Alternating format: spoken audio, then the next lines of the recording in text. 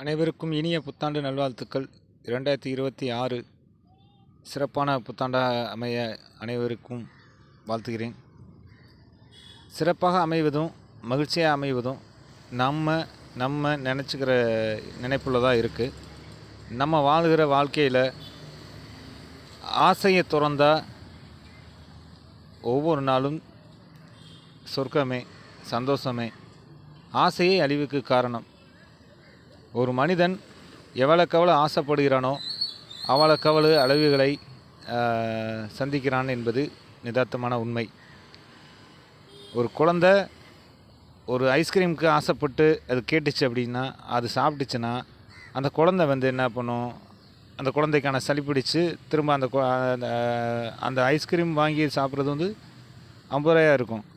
ஆனால் ஒரு 500 ரூபாய்க்கு ஹாஸ்பிட்டல் செலவு இருக்கும்.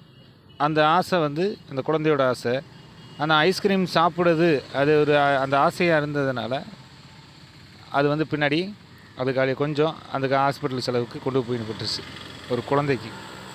அதே ஒரு இளைஞனுக்கு ஆசை வந்துச்சுன்னா, இளைஞனுக்கு நிறைய ஆசை வரும்.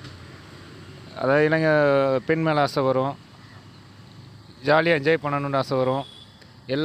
எல்லோரும் அடுத்தவங்க எப்படி இருக்காங்களோ அவங்களுக்கு தகுந்த மாதிரி சந்தோஷமாக இருக்கணும்னு ஆசை வரும். அந்த இள வயசில் அவனுக்கு தகுந்த மாதிரி அந்த ஆசைப்படுவான். அது பேராசையாக போய் அமைய முடியும். அந்த ஆசையில் கட்டுப்படுத்துகிறவன் தான் இந்த இளைஞர் சமுதாயத்தில், இந்த சமுதாயத்தில் வாழ்கிறதுக்கு தகுதி உள்ள ஒரு மனிதனாக முடியும். இளைஞனோட ஆசை அடிப்படை. அந்த ஒரு மனிதன் வாழ்க்கைக்கு மாற்றுறதுக்கான ஒரே ஒரு ஆசை இளைஞனோட ஆசை தான் மட்டும்தான்.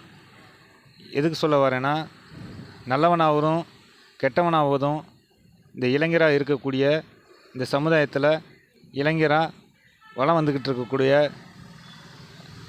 இளைஞர்கள் சமுதாயத்தில் ஆசையில் துறந்து போதைப் பொருளுக்கு அடிமையாகி கஞ்சா, மது போதை அப்படின்னு சொல்லிட்டு எல்லாத்துலேயும் ஆசைப்பட்டு, பெண்ணுக்கு ஆசைப்பட்டு, இப்படி வாழ்க்கையை நிறையா துறந்து ரொம்ப நாள் வாழ வேண்டிய வயசில்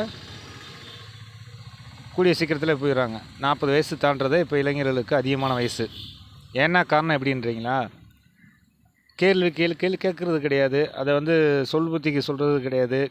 இப்போ இருக்க ஜென்சி கிட்ஸ்ன்னு சொல்லிட்டு நிறையா மாற்றங்களை எதிர்பார்க்குற இளைஞர்களாக இருக்காங்க.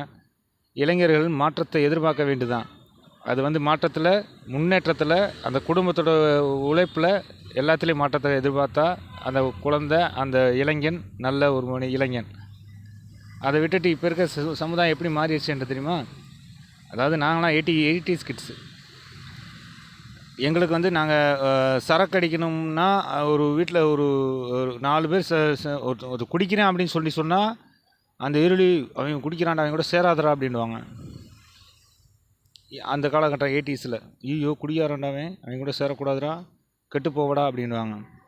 ஆனால் இப்போ இருக்க எப்படி கேட்டதுமா, டேய் அவன் நல்லவன்டா, அவங்க கூட சேராதுடா, அவன் குடிக்க மாட்டான், எதுவுமே பண்ண மாட்டான், ஓகேவா, அவன் நல்லவன், அவங்க கூட சேராதீங்க, நீங்களும் கெட்டு போவீங்க அப்படின்ற இப்போ மாறி போச்சு.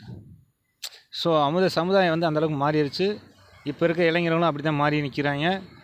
கொஞ்சம் இளைஞர்கள் கொஞ்சம் திருந்தணும், கொஞ்சம் மாறணும்.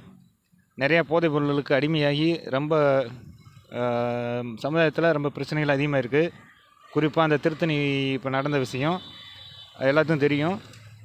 போதையில் என்ன நடந்துச்சு, என்ன நிதானம்னு கூட தெரியாமல், யாரை என்ன பண்ணுறோம்னு தெரியாமல் ஒரு அப்பாவி வட மாநிலத்து இளைஞனை அந்த மாதிரி வெட்டியிருக்காங்க, அந்த மாதிரி இது பண்ணிகிட்ருக்காங்க.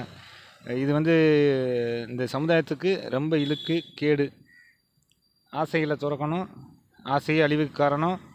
போதை ஆசை, பொன்னாசை, இதெல்லாம் துறந்தவன் தான் ஒரு நல்ல இளைஞன். இந்த இளைஞர்களுக்கு இன்று நான் சொல்ல வேண்டியது,